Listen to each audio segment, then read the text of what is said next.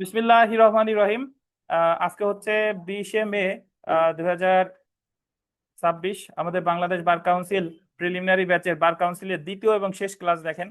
তো গতদিন আমরা যেখানে পড়েছিলাম একটু মনে করাই দিই যে দেওয়ানি আদালতের বিচারককে যদি বার কাউন্সিল ট্রাইব্যুনাল হাজির করতে চায় তাহলে অনুমতি নিতে হবে কার, হাইকোর্টের। আর ফৌজদারি আদালতের বিচারককে যদি হাজির করতে চায় বা রাজস্ব আদালতের বিচারককে যদি হাজির করতে চায় তাহলে অনুমতি নিতে হবে কার, সরকারের। এবং তারপরেই একটা লেখা আছে দেখেন, বার কাউন্সিল কর্তৃক গঠিত ট্রাইব্যুনাল কর্তৃক পরিচালিত প্রত্যেকটি অনুসন্ধান দণ্ডবিধির 193 এবং 228 ধারার অর্থ অনুসারে আন্ডারলাইন করবেন বিচারিক কার্যধারা হিসেবে গণ্য হবে। বিচারিক অর্থাৎ বাংলাদেশ বার কাউন্সিল এই যে যে আপনার অনুসন্ধান যে করে এটারে বিচার বলে না, কি বলে, অনুসন্ধান। অনুসন্ধান করলেও দণ্ডবিধির 193 ধারা অর্থ অনুসারে এটা হবে বিচারিক কার্যক্রম। কেন? 193 ধারাতে আছে মিথ্যা সাক্ষ্যদানের শাস্তি যদি বিচারিক কার্যক্রমে দেয়, এই কথা বলা যাবে না, দুজন বাইরে চলে যান। যদি বিচারিক কার্যক্রমে মিথ্যা সাক্ষ্য দেয় তাহলে শাস্তি 7 বছর, আর যদি বিচারিক কার্যক্রম ব্যতীত অন্য কোথাও দেয় 3 বছর। তাহলে যদি কেউ ট্রাইব্যুনালে এসে মিথ্যা সাক্ষ্য দেয় সাজা কি হবে? 7 বছর। যদি কেউ 228 ধারায় আছে আদালত অবমাননা, যদি কেউ ট্রাইব্যুনাল অবমাননা করে, এটা আদালত অবমাননা করলে যে শাস্তি, বার কাউন্সিল ট্রাইব্যুনাল অবমাননা করলেও সেই শাস্তি। বুঝতে পেরেছেন? এরপরে দেখেন ফৌজদারি কার্যবিধি 480 এবং 482 ধারার উদ্দেশ্যে ট্রাইব্যুনাল একটি দেওয়ানি আদালত হিসেবে গণ্য হবে। ট্রাইব্যুনাল কি কি হিসেবে গণ্য হবে? দেওয়ানি আদালত হিসেবে গণ্য হবে। আচ্ছা, এরপরে আমরা চলে আসি ট্রাইব্যুনালের আঞ্চলিক সীমা।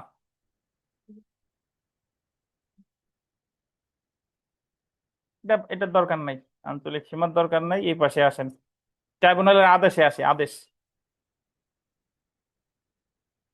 দেখেন, সংশ্লিষ্ট অ্যাডভোকেটের বিরুদ্ধে অনুসন্ধান চলমান রেখে ট্রাইব্যুনাল তাকে বরখাস্ত করতে পারবে এবং এমন বরখাস্তের আদেশ পরিবর্তন বা রদ করতে পারবে। এই যে বিরুদ্ধে অনুসন্ধান চলমান দেখে, দেখেন গোল্ডেন, চলমান দেখে মানে একজন অ্যাডভোকেটের বিরুদ্ধে মামলা করছে, করার পর এখনো বিচার চলতেছে, এমন সময় অ্যাডভোকেটকে কি করতে পারে? বরখাস্ত করতে পারে বা বরখাস্তের আদেশ পরিবর্তন বা রদ করতে পারে। অনুসন্ধান সমাপ্তি হলে বা যখন অনুসন্ধান শেষ হয়ে যাবে 34-4 অনুচ্ছেদ অনুসারে অভিযোগটি খারিজ করতে পারে। যদি অনুসন্ধান শেষ, যদি আদালতের কাছে মনে হয় যে অ্যাডভোকেটের বিরুদ্ধে নালিশ শুধুই করছে, তাহলে অভিযোগ কি করবে? খারিজ করবে। পেশাগত অসদাচরণ বা অন্য কোনো অসদাচরণ প্রমাণিত হলে 32-1 অনুচ্ছেদ অনুসারে একজন অ্যাডভোকেটকে আন্ডারলাইন করবেন কঠোরভাবে তিরস্কার করতে পারে। এই যে তিরস্কার করতেছে, এটা কততে? 32-1-এ। আদেশটা দিচ্ছে 34-এ, কিন্তু উল্লেখ আছে কোথায়? 32-1-এ। তাকে কঠোরভাবে কি করবে? তিরস্কার। তিরস্কারের আর একটা বাংলা হলো ভর্ৎসনা। তাকে আইন পেশা হতে সাময়িক বরখাস্ত বা অপসারণ করতে পারে। এই অপসারণ মানে সাময়িক বরখাস্ত যদি করে তাহলে কত দিনের জন্য করবে এটার মেয়াদ উল্লেখ থাকবে, আর অপসারণ মানে হলো সম্পূর্ণভাবে বরখাস্ত বা অপসারণ। বুঝতে পারছেন? জান, যদি ট্রাইব্যুনাল উক্ত অ্যাডভোকেটকে তার আইন পেশা হতে আন্ডারলাইন করবেন সাময়িক বরখাস্ত করে, তাহলে উক্ত বরখাস্তের গোল দিবেন, মেয়াদ উল্লেখ করবে। এটা ইম্পর্টেন্ট। যদি কাউকে সাময়িক বরখাস্ত করে তাহলে অবশ্যই কি উল্লেখ করবে? মেয়াদ। যদি ট্রাইব্যুনাল মনে করে অ্যাডভোকেটের বিরুদ্ধে আনিত অভিযোগ মিথ্যা, সেক্ষেত্রেও এসির দরকার নাই, এটা খোলা থাকে, এমনি চালাই।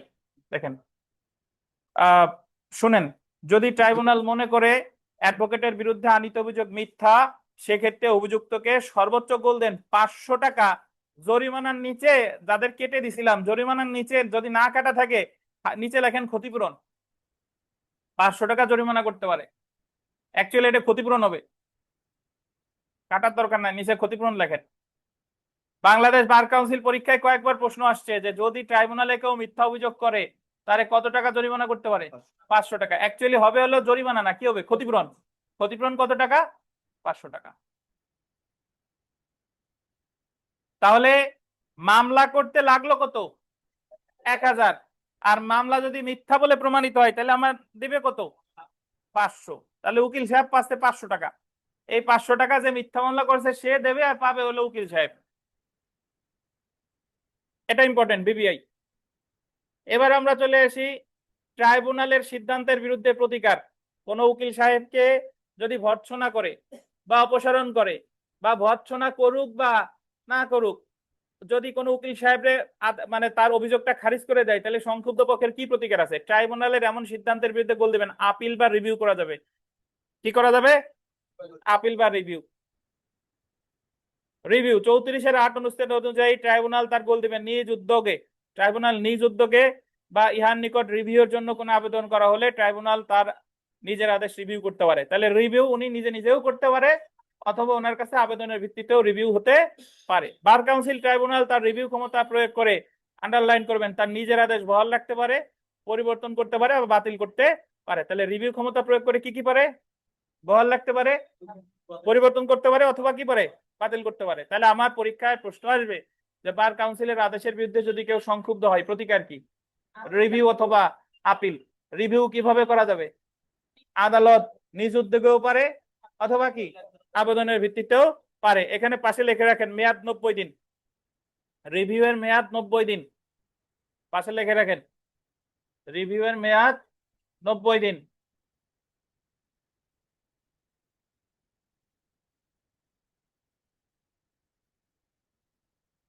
যদি কেউ রিভিউ করে, তাহলে তামাদি মেয়াদ কতদিন? 90 দিন। রিভিউ কোথায় করে?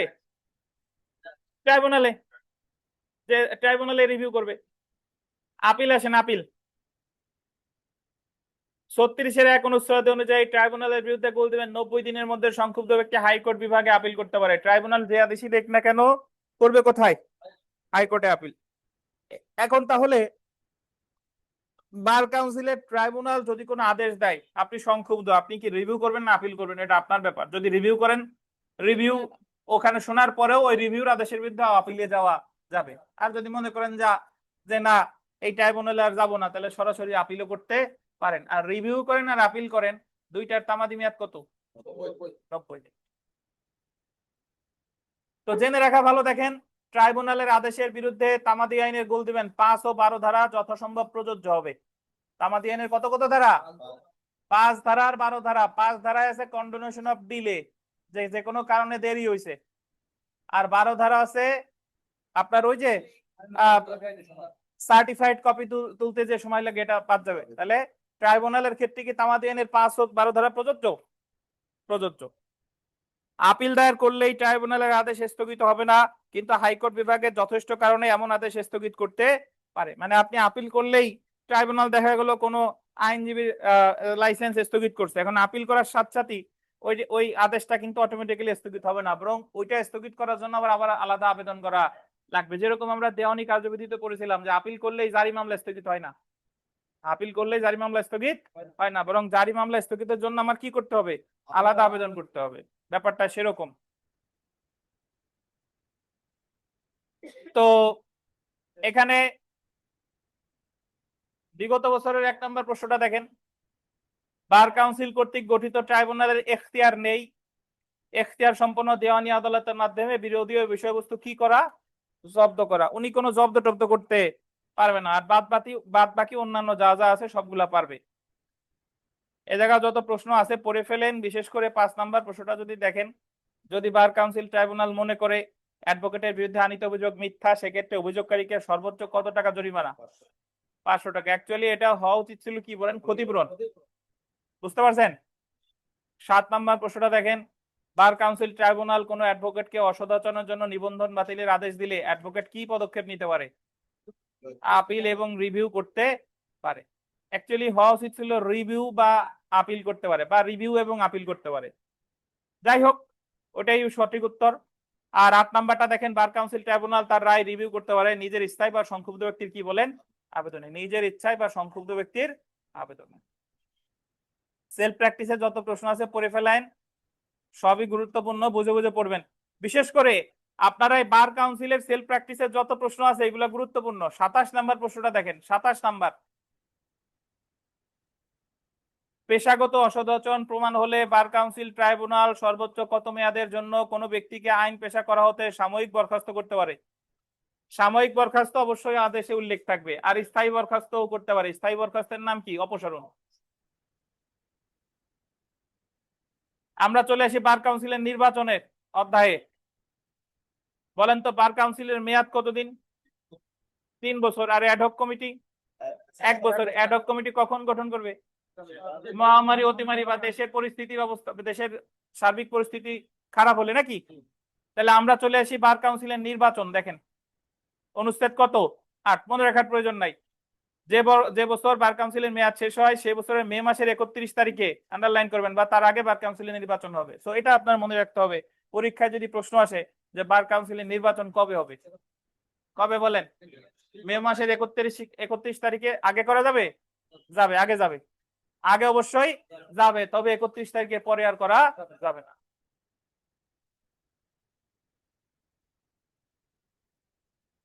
চলে আসি নির্বাচনী তফসিল প্রকাশ।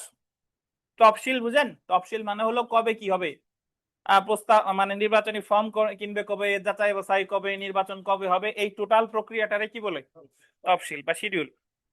বার কাউন্সিলের নির্বাচনের গোল দিবেন 45 দিন পূর্বে বার কাউন্সিলের চেয়ারম্যান নির্বাচনের তফসিল প্রকাশ করবে। এটা ভিভিআই পরীক্ষায় প্রশ্ন আসবে যে নির্বাচনের কতদিন পূর্বে তফসিল প্রকাশ করবে? কতদিন? 45 দিন পূর্বে, সর্বনিম্ন 45 দিন। ইচ্ছা করলে কি এর চেয়ে আরো আগেও, মানে 60 দিন পূর্বেও কি পারে। নির্বাচনী প্রস্তাব জমা ও যাচাই বাছাইয়ের মধ্যে গোল দিবেন 7 দিনের একটি বিরতি থাকবে এবং যাচাই বাছাই ও নির্বাচনী তারিখের মধ্যে 14 দিনের একটি বিরতি থাকবে। তাহলে জমা থেকে যাচাই বাছাই, আজকে আমি নমিনেশন ফর্ম কিনে জমা দিলাম, যাচাই বাছাই হবে 7 দিন পরে। বুঝেন কিনা? আজকে যদি জমা দেই যাচাই বাছাই কবে? 7 দিন পর। আর যাচাই বাছাই হয়ে যাওয়ার পর নির্বাচন হবে কবে? অ্যাটলিস্ট কয়দিন পর? 14 দিন পর। মনে রাখেন, জমা দেওয়ার 7 দিন পর হবে যাচাই বাছাই, আর যাচাই বাছাইয়ের কয়দিন পর নির্বাচন? 14 দিন। তাহলে বলেন তো যে জমা দেওয়ার অন্তত কয়দিন পর নির্বাচন হইতে হবে? 21 দিন হয় না? ওই যে যাচাই বাছাই 7 আর নির্বাচন 14, তাহলে জমা দেওয়ার অন্তত পক্ষে 21 দিন পরে নির্বাচন হতে হবে। আচ্ছা দেখেন, বার কাউন্সিল বার কাউন্সিল নির্বাচনের জন্য সমস্ত আঞ্চলিক বার অ্যাসোসিয়েশনকে গোল দিবেন 7টি অঞ্চলে বিভক্ত করবে। কয়টা ভাগে? 4টা ভাগে। সাধারণ আসনের জন্য আন্ডারলাইন করবেন প্রত্যেক ভোটারের 7টি ভোট থাকবে। মানে সাধারণ আসন মানে ওই ভোটগুলো সারা বাংলাদেশেই হয়। সাধারণ আসন, সাধারণ আসনের জন্য ভোট কয়টা? 7টা। আর দলগত আসনের ক্ষেত্রে একটা, দলগত আসনের ক্ষেত্রে একজন ভোটারের কয়টা ভোট? একটা। তাহলে মোট কয়টা? 8টা। আপনি এত ব্যাখ্যা জানার দরকার নাই, সময় কম। সাধারণ আসনের জন্য ভোট কয়টা? 7টা। দলগত আসনের জন্য কয়টা? একটা। মোট ভোট কয়টা দেবে? 8টা। একজন প্রার্থী ভোট দিতে পারে 8টা। মনোনয়ন ফিতে আসেন। বার কাউন্সিলের নির্বাচনে অংশগ্রহণের জন্য গোল দিবেন 1000 টাকার মনোনয়ন ফি এবং 3 জন ভোটার দ্বারা প্রস্তাবিত ফর্ম জমা দিতে হবে। ভিভিআই পরীক্ষায় প্রশ্ন আসবে যে নির্বাচনের জন্য কয় টাকা মনোনয়ন ফি দিতে হবে? 1000 টাকা। আর কয়জন ভোটার দ্বারা প্রস্তাবিত হইতে হবে? 3 জন। তারপরে দেখেন, নির্বাচনের কোন প্রার্থী, আন্ডারলাইন করেন, নির্বাচনে কোন প্রার্থী বা 5 জন ভোটার 1000 টাকা জমা দিয়ে নির্বাচনের বৈধতা সংক্রান্ত কোন নির্বাচনী পিটিশন ইলেকশন ট্রাইব্যুনালে দাখিল করতে পারবে। একটু মনে রাখতে হবে যে নির্বাচনের বৈধতা সংক্রান্ত কোন পিটিশন দিতে পারবে হয় কোন প্রার্থী, আর যদি কোনো ভোটার হয় কয়জন? অ্যাটলিস্ট 5 জন। কত টাকা? 1000 টাকা। তাহলে বার কাউন্সিলের যত টাকা পয়সার ব্যাপার স্যাপার আছে সব কিন্তু সীমাবদ্ধ কততে বলেন? 1000 আর 500। মিথ্যা না, না না, 1000 আর 500। বুঝতে পারছেন? চলে আসি আমরা ইলেকশন ট্রাইব্যুনালে। আসেন ইলেকশন ট্রাইব্যুনাল। দেখেন আমি একটা কথা বলে দেখি, ট্রাই মানে হলো 3। তাহলে শুধু ট্রাইব্যুনাল হোক আর ইলেকশন ট্রাইব্যুনাল হোক, সদস্য কয়জন? 3 জন। শুধু ট্রাইব্যুনালেরও 3 জন, ইলেকশন ট্রাইব্যুনালেরও কয়জন? 3 জন। আর যদি বাংলাদেশ বার কাউন্সিলের কোনো কমিটির কথা আসে, সব কমিটি 5 জন, খালি লিগ্যাল এডুকেশন কমিটি 9 জন। ঠিক আছে? তো দেখেন, ইলেকশন ট্রাইব্যুনালের সদস্য 3 জন, চেয়ারম্যান এবং বার কাউন্সিল কর্তৃক মনোনীত 2 জন সদস্য থাকবে।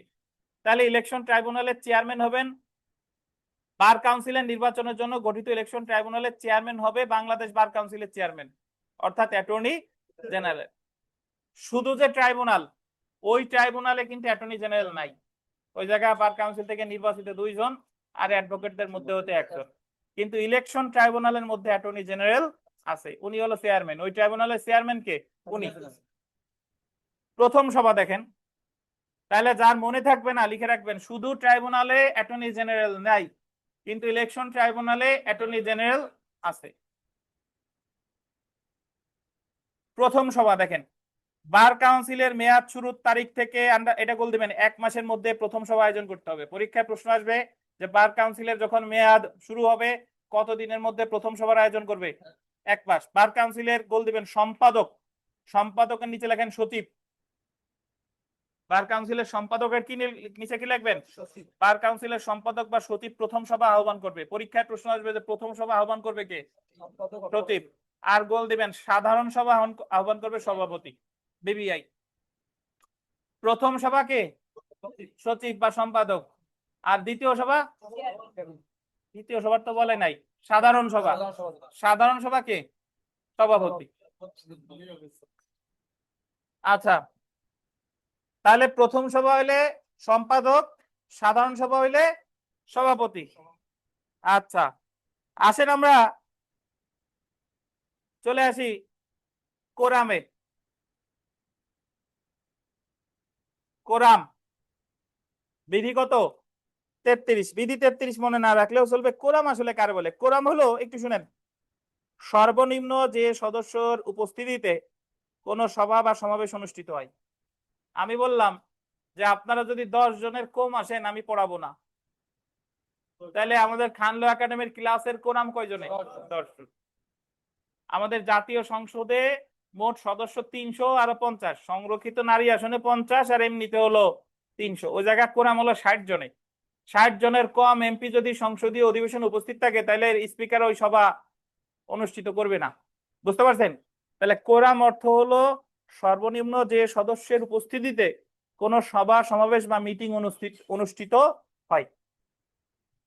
বার কাউন্সিল সবার জন্য গোল দিবেন 5 জনের কোরাম। বার কাউন্সিল সবার জন্য কয়জন? বার কাউন্সিলের মোট সদস্য কয়জন? 15 জন। তাহলে 15 জনের মধ্যে যে কোনো মিটিং এ অ্যাটলিস্ট থাকা লাগবে কয়জনের? 5 জনের। এবং কমিটির সবার জন্য মোট সদস্যের 3/1 থাকতে হবে। আর যে কোনো কমিটি যদি হয়, কমিটির যে মোট সদস্য তার 1/3। কমিটি যদি 5 জনের হয় তাহলে 1/3 অ্যাটলিস্ট 2 জনের থাকা লাগবে। বুঝছেন? যদি লিগাল এডুকেশন কমিটি 9 জনের মধ্যে থাকা লাগবে কয়জনের? 3 জনের। তাহলে বার কাউন্সিলের ক্ষেত্রে 5 জন আর অন্যান্য কমিটির ক্ষেত্রে 3/1। মনে থাকবে? জি। একবার প্রশ্ন আসছিল 1 নাম্বার দেখেন, বার কাউন্সিলের নির্বাচনের জন্য কমপক্ষে 1.5 দিন পূর্বে নির্বাচন সূচি প্রকাশের বাধ্যবাধকতা আছে। কতদিন? 45। আর এই জায়গা যা পারবে, যা যা আছে এগুলা ইনশাল্লাহ পারবেন, যা পড়লাম এর মধ্যেই। বিশেষ করে 11 নাম্বার প্রশ্নটা যদি একটু দেখেন, 11 নাম্বার যে বার কাউন্সিল সবার জন্য কত জনে এই জায়গা আছে ফোরাম হবে, এটা কি হবে? কোরাম। বার কাউন্সিলের সবার জন্য কি হবে? কোরাম। এই নাইম গাজী, কোরাম কি বলেন?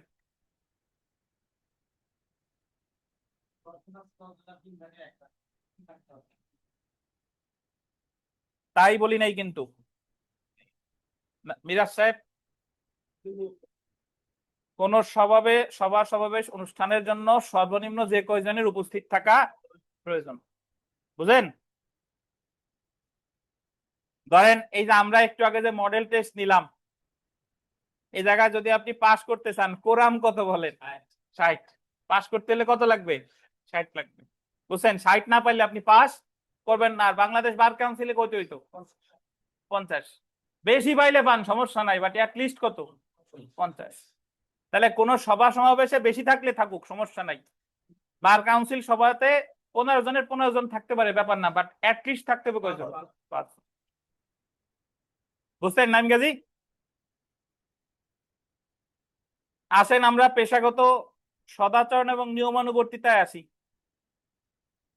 পেশাগত সদাচরণ এবং নিয়মানুবর্তিতা বা canons of professional conduct and etiquette, এখানে অধ্যায় আছে মোট 4টা। প্রথমটা হলো আইনজীবীদের সাথে আইনজীবীদের, 11টা বিধি। দ্বিতীয়টা হলো আইনজীবীদের সাথে মক্কেলের সাথে আইনজীবীর আচরণ, 14টা।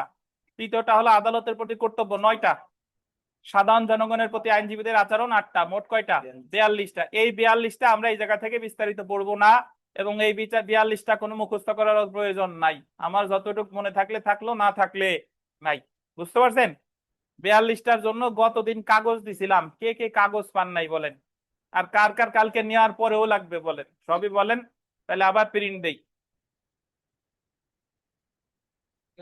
অধ্যায় রিডিং পড়বো এবং আমি বলে দিব যে এই বিধিগুলা ইম্পর্টেন্ট, এটা একটু মনে রাখবেন।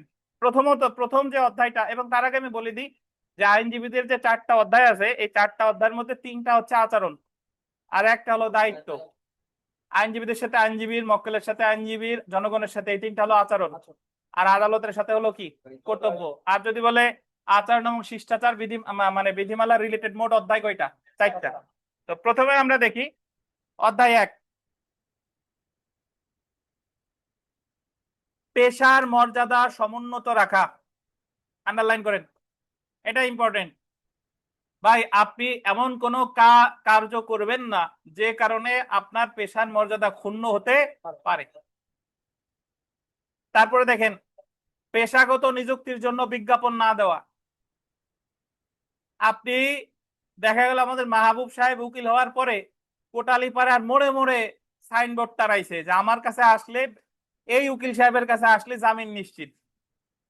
এরকম কোনো বিজ্ঞাপন দেওয়া যাবে না। তারপরে 3 নাম্বার, অননুমোদিত ব্যক্তিকে পারিশ্রমিক প্রদান না করা।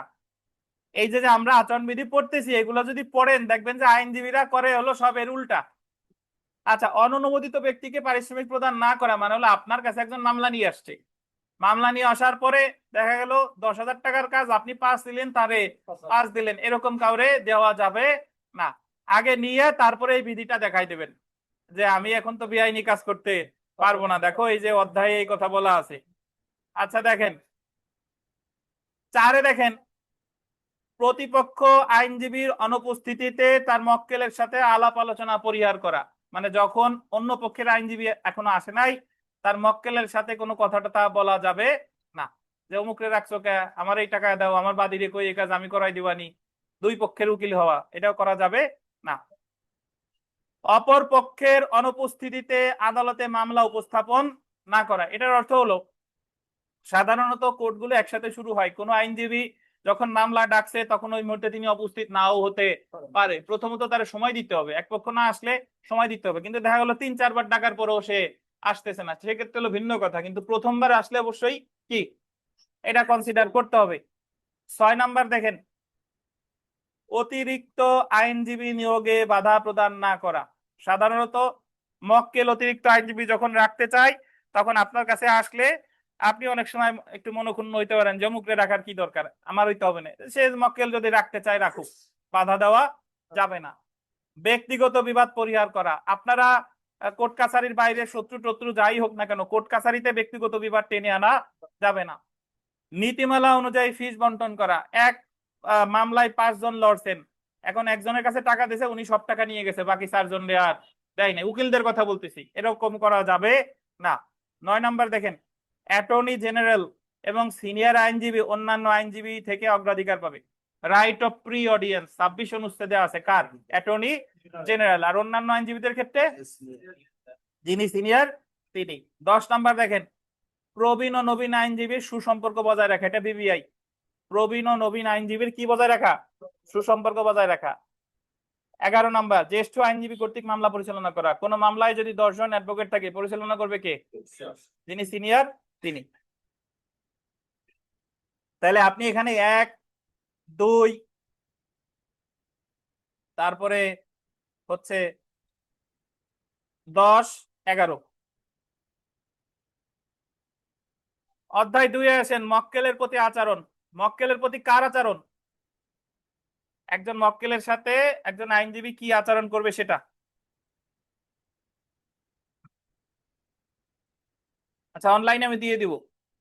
মামলার বিষয়বস্তুতে আসক্ত না হওয়া।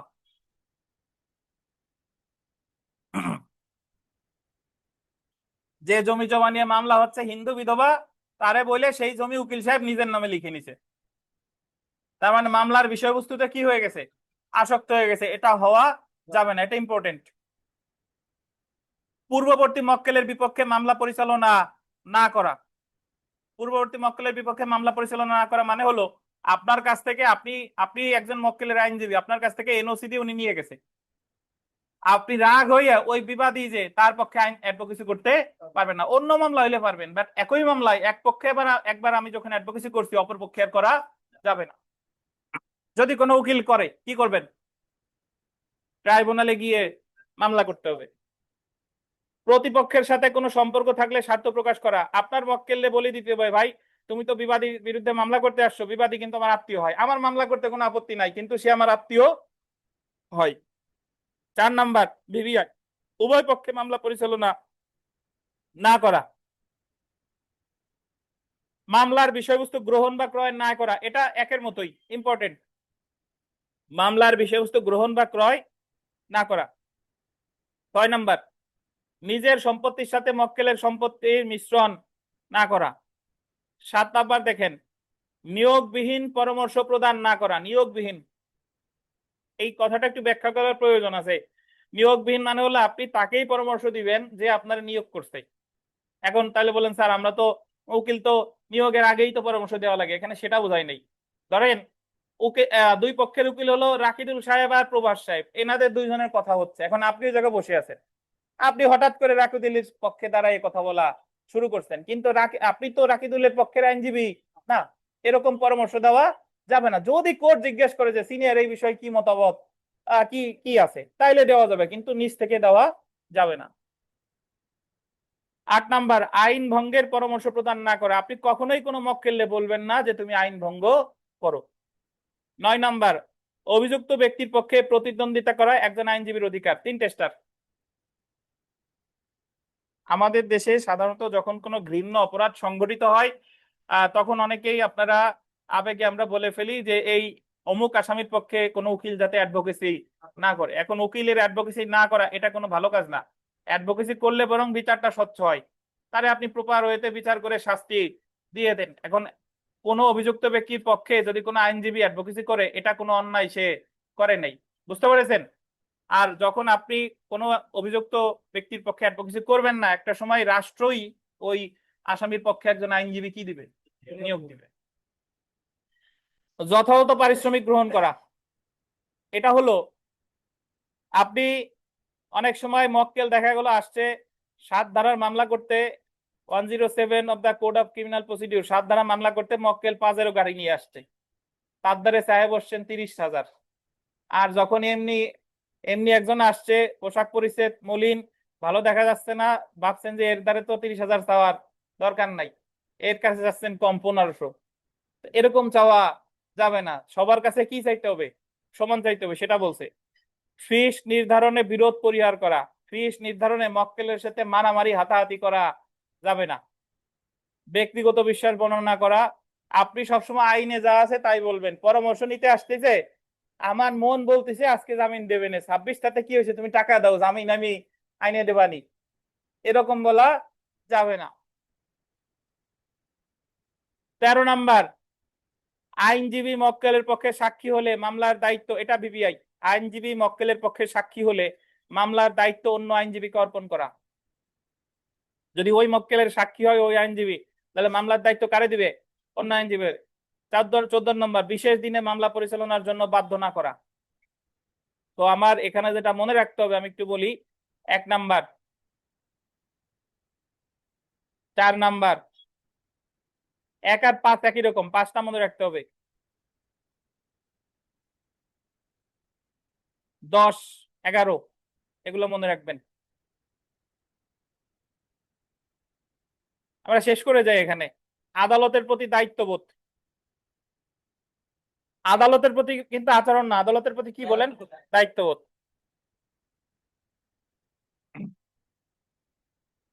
আদালতে ভদ্রতার সঙ্গে উপস্থিত হওয়া। 3টে স্টার, এটা ভিভিআই। আদালতে দেখা গেল টি শার্ট পরে উপস্থিত হয়েছেন, স্যান্ডেল এক জোড়া, টি শার্টের উপর গাউন পরছেন, এটা করা যাবে না। বা আদালতে আপনি উচ্চবাচ্য, বাজে কথা, জোরে কথা, এগুলো করা যাবে না। ভদ্রতার সাথে আদালতে উপস্থিত হতে হবে। বিচার এড়িয়ে যেতে উপদেশ না দেওয়া। 3 নাম্বারটা ইম্পর্টেন্ট, ভুল তথ্য বা অপব্যাখ্যা পরিহার করা। আপনি আদালতে দাঁড়িয়ে কখনোই আদালতকে ভুল সেকশন বলবেন না, ভুল বিচারিক নজির বলবেন না, কখনো ভুল ব্যাখ্যা কি দিবেন না। 4 নাম্বার ভিভিআই, বিচারক ও আইনজীবীদের সুসম্পর্ক ও দূরত্ব বজায় রাখা, এটা বিবিআই। এখান থেকে প্রশ্ন আসে, পরীক্ষার প্রশ্ন আসে যে দুইজন আইনজীবী বিচার শেষে বিচারকের খাস কামরায় ঢুকছে, এখানে তারা কোনো অন্যায় করছে কিনা। বাদীর পক্ষের আইনজীবীও ঢুকছে, বিবাদী পক্ষের আইনজীবীও ঢুকছে, তারা কোনো অন্যায় পেশাগত অসদাচরণ করেছে কিনা, করেছে।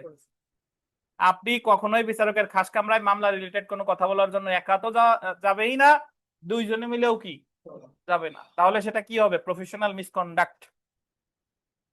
5 নাম্বার ইম্পর্টেন্ট, সরকারি আইনজীবীর দায়িত্ব হলো সুবিচার প্রতিষ্ঠা করা, কোনো আসামিকে দোষী সাব্যস্ত না করা। যারা এই যে আপনার পিপি, পাবলিক প্রসিকিউটর বা গভর্নমেন্ট প্লিডার, তাদের দায়িত্ব হলো ন্যায় বিচার প্রতিষ্ঠা করা, কাউরে সাজা দেওয়া না। সংবাদপত্রের তথ্য প্রকাশ না করা, বিচারক নির্বাচনে যথাযথ ভূমিকা রাখা। একটা সময়ে ধরেন নিম্ন আদালতে বিচারকদের তো পরীক্ষা হয়, কিন্তু হাইকোর্ট ডিভিশনে সরাসরি নিয়োগ দেওয়া হয়। তো যদি কোনো আইনজীবীদের মতামত চাই যে বিচারক হিসেবে অমুকরে নিয়োগ দিলে কেমন হবে, যথাযথ ভূমিকা রাখতে হবে। আদালতে সময় মতো উপস্থিত হওয়া, আদালতের নিরপেক্ষ মতামত প্রদান করা। তো আমি এখানে যেগুলো মনে রাখবো একটু বলে দিই। ভিভিআই 1, 4, 5, এই 3টা ভিভিআই এখানে। জনসাধারণের প্রতি আইনজীবীদের আচরণ, এখানে আসেন। জনসাধারণের প্রতি আইনজীবীদের আচরণ। জনসাধারণ মানে কারা? জনগণ। হয়রানি বা ক্ষতির উদ্দেশ্যে নিযুক্ত হবেন না, ভিভিআই। একজন আইনজীবী কখনোই অন্য কাউকে হয়রানি করার জন্য নিযুক্ত হবেন না। তারপরে দেখেন, বিরুদ্ধ পক্ষের সাথে সদাচরণ বা সৌজন্যমূলক আচরণ করবে, মানে অপর পক্ষের সাথে সবসময় কি আচরণ করতে হবে? ভালো আচরণ করতে হবে। হয়রানি বা ক্ষতি না করা, পরামর্শ প্রদান বা আইনজীবী হিসেবে দায়িত্ব পালনে স্বাধীন থাকা। এটা 5 নাম্বার ইম্পর্টেন্ট, মকদ্দমা গ্রহণ বা প্রত্যাখ্যানে স্বেচ্ছাধীন ক্ষমতা। কোন আইনজীবী কোন মামলা গ্রহণ করবে নাকি কোন মামলা করবে না, এটা তার একান্তই ব্যক্তিগত ব্যাপার, ওনারে বাধ্য করা যাবে না, গ্রহণেও বাধ্য করা যাবে না, ছাড়তেও বাধ্য করা যাবে না। 6 নাম্বার দেখেন, সরকারি বোর্ড কিংবা সংস্থার সম্মুখে নিজের পরিচয় বা স্বার্থ প্রকাশ করা। সরকারি বোর্ড মানে আপনি সরকারের কোথাও গেছেন, কোন বোর্ডের কাছে গেছেন, অবশ্যই আগে নিজের পরিচয় দিবেন যে আমি অ্যাডভোকেট।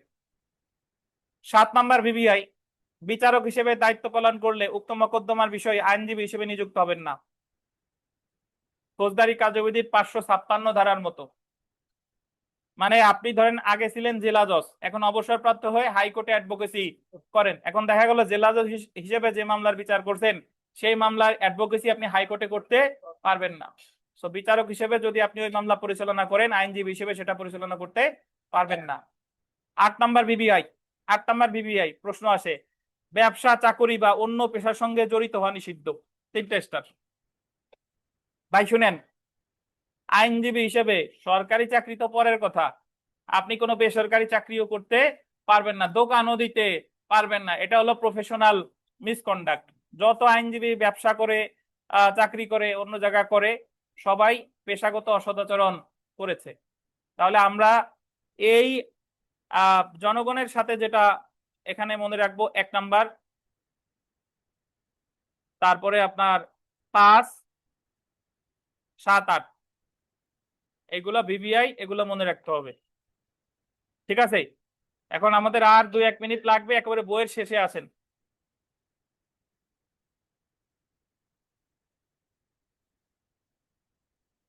ওই যে গুরুত্বপূর্ণ তথ্যগুলো, চ্যাপ্টার চেকলিস্ট পেয়েছেন?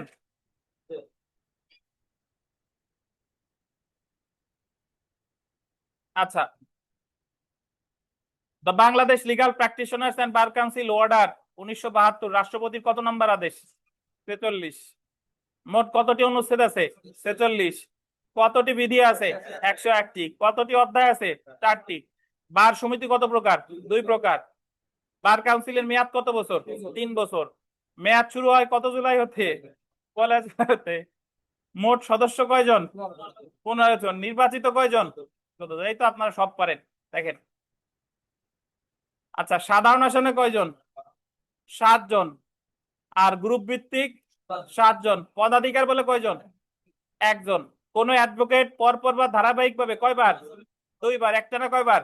2 বার। বার কাউন্সিলের সভাপতি কয়জন? 1 জন। সহসভাপতি 1 জন। সচিবের মেয়াদ কতদিন? সরকার যেমন নির্ধারণ করে। স্থায়ী কমিটি কয়টা? 3টা। নির্বাহী, আর্থিক আর লিগ্যাল এডুকেশন মনে আছে? নির্বাহী কমিটির সদস্য কয়জন? 5 জন। আর্থিক কমিটির 5 জন। আইন শিক্ষা হলে কয়জন? 9 জন। পারেন না বলেই তো পারেন। আচ্ছা, আইন শিক্ষা কমিটিতে নির্বাচিত কয়জন? 5 জন। মনোনীত 4 জন। এর মধ্যে বিশ্ববিদ্যালয় বা কলেজের আইনের শিক্ষক অ্যাটলিস্ট কয়জন? 2 জন। নিবন্ধন কমিটি কত সালে? 2012 সালে। নিবন্ধন কমিটির সদস্য কয়জন? 5 জন। এর ভিতরে একজন হলো অ্যাপিলেট ডিভিশনের কি বিচারপতি, যিনি চেয়ারম্যান। হাইকোর্ট বিভাগের কয়জন? 2 জন। নির্বাচিত সদস্য কয়জন? 1 জন। আর একজনকে অ্যাটর্নি জেনারেল। তারপরে পেজে আসেন, নিবন্ধন কমিটি মনোনীত সদস্য কয়জন? 4 জন। হাইকোর্ট বিভাগে অন্তর্ভুক্ত হওয়ার জন্য কত বছর আইন চর্চা করতে হবে? 2 বছর। আইনজীবী হওয়ার ন্যূনতম বয়স কত? 21 বছর। সরকারি চাকরি হতে যদি বরখাস্ত হন কত বছর পার হওয়া লাগবে? 2 বছর। যদি দণ্ডিত হন নৈতিক স্থলনজনিত কারণে কত বছর মানে পার হওয়া লাগবে? 5 বছর। ট্রাইব্যুনাল গঠন করতে পারে এক বা একাধিক। ট্রাইব্যুনালের সদস্য কত? 3 জন। নির্বাচিত কয়জন? 2 জন। আর অ্যাডভোকেট থেকে 1 জন। আপিলের তামাদি মেয়াদ কত? 90 দিন। রিভিউয়ের কত দিন? 90 দিন। তারপরে দেখেন, বার কাউন্সিল ট্রাইব্যুনালে মিথ্যা অভিযোগ হলে অর্থদণ্ড কত? 500 টাকা। অ্যাডভোকেট বিরুদ্ধে অভিযোগ গঠনের ফিস কত? 1000। বার সমিতি পরিবর্তনের জন্য ফিস কত? 1000। বার সমিতিতে যোগদানের আবেদন খারিজ হলে আপিল করার মেয়াদ এখানে লেখা আছে 2 মাস। কত মাস? 2 মাস। পাশে লেখেন বিধি 66-3। বিধি 66-3 আপিল হবে বার কাউন্সিল। একটু লেখেন, বিধি 66-3 আপিল হবে বার কাউন্সিলে।